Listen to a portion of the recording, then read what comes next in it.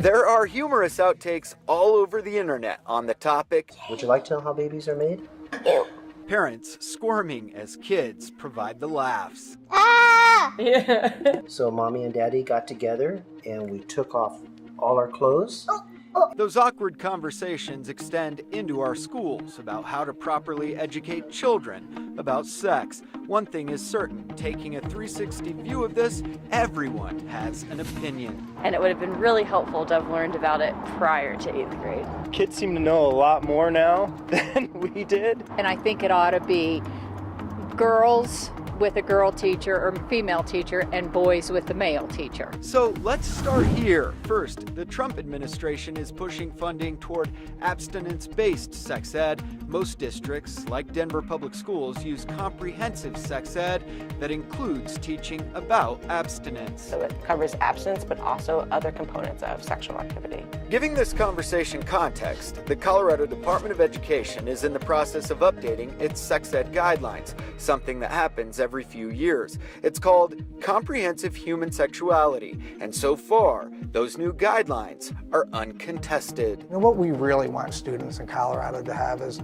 we want to be able to help make healthy decisions. But let's look at the flip side. Speaking to us via Skype, Dr. Frida Bush, president of the Medical Institute for Sexual Health in Austin, says first things first, it's no longer called abstinence-based. They now call it sexual risk avoidance education. We avoid the risk of smoking. We avoid the risk of alcohol use and other risky behaviors.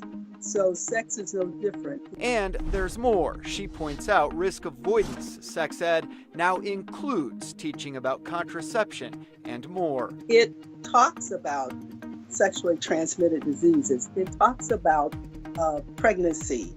And we further include information on how you can have a healthy relationship without being involved in sexual activity. But here's a reality check. 52% of students are engaged in sexual activity, and so we want to make sure that those students who are engaged in sexual activity have the resources and support to be safe and make smart decisions. Another angle in our 360 view is a recent CDC study called A is for Abstinence, which did show kids getting A's and B's, those who seemed to be most successful in school, were not engaged in sex, drugs, or other risky behaviors. And those students who had the lower grades were usually sexually active and had multiple partners. Bringing it all back, it's important to note the law favors parents and schools.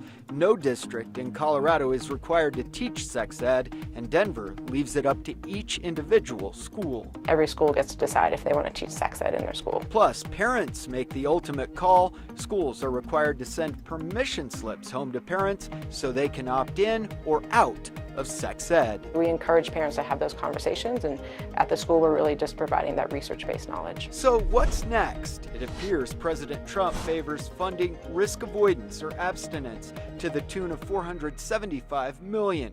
Meantime, the age-old birds and bees talk remains a sticky topic. Telling somebody they shouldn't screw, not going to work. The president is correct. They should be taught good habits. So kids will be aware and protect themselves and have knowledge and wisdom to make the right choices.